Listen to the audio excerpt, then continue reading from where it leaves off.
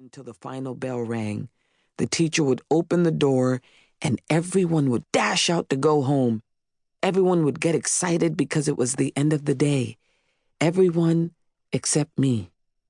As much as I could, I would push and shove my classmates, almost clawing my way to the front of the line, not caring in the least if they got pissed at me, because when the bell rang, I had to start running.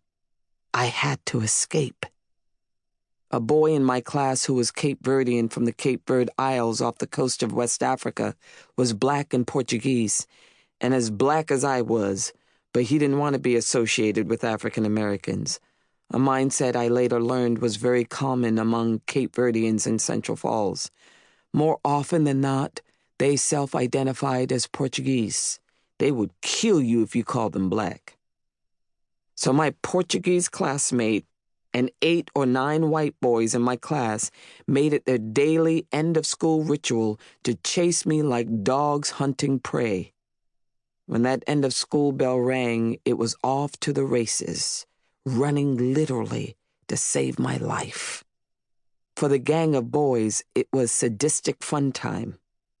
Every day, it was the same madness, the same trauma. Me taking off like Wilma Rudolph or Flo-Jo and them tight on my heels. While chasing me down, they would pick up anything they could find on the side of the road to throw at me. Rocks, bricks, tree branches, batteries, pine cones, and anything else their devious eyes spied.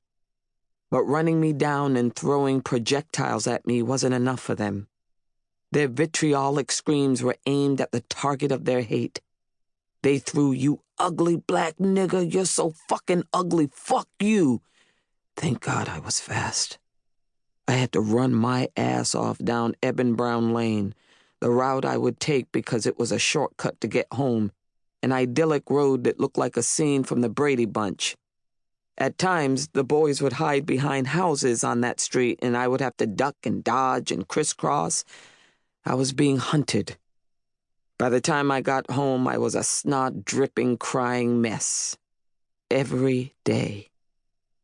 One day, after a snowstorm, the snow was piled so high in the streets anyone could hide behind the giant mounds that seemed to be everywhere. My shoes had huge holes on the bottoms, which meant I couldn't run fast in them because they would make my feet hurt worse than they did already.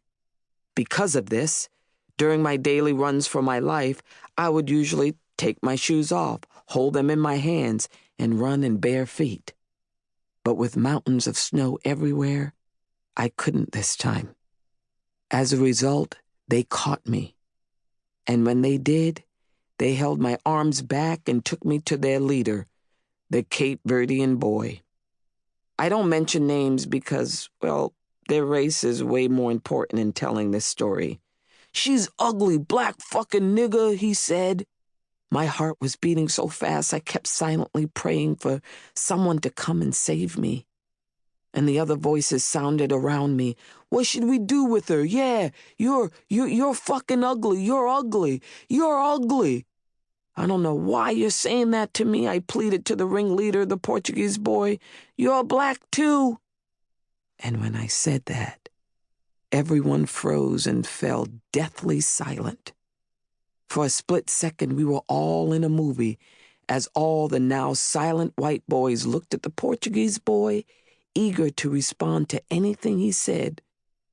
"You're black too," I yelled at this time, calling him by name. The gang remained silent. So quiet. He looked and looked and looked from one white boy to another, frightened and struggling to find a way to hide the truth of what I had just said. The kind of truth that's rooted in a self-hate that we would rather take to our graves. Finally, he screamed in intense anger, "Don't you ever call me fucking black. I'm not black, I'm Portuguese." And he punched me in the arm really hard. He looked down, ashamed at being called out, as if I exposed the ugliest, most painful truth. "Get out of my face!" Then they threw me in the snow and kicked snow on me. My arm stiffened, it was in pain. I walked home, completely humiliated.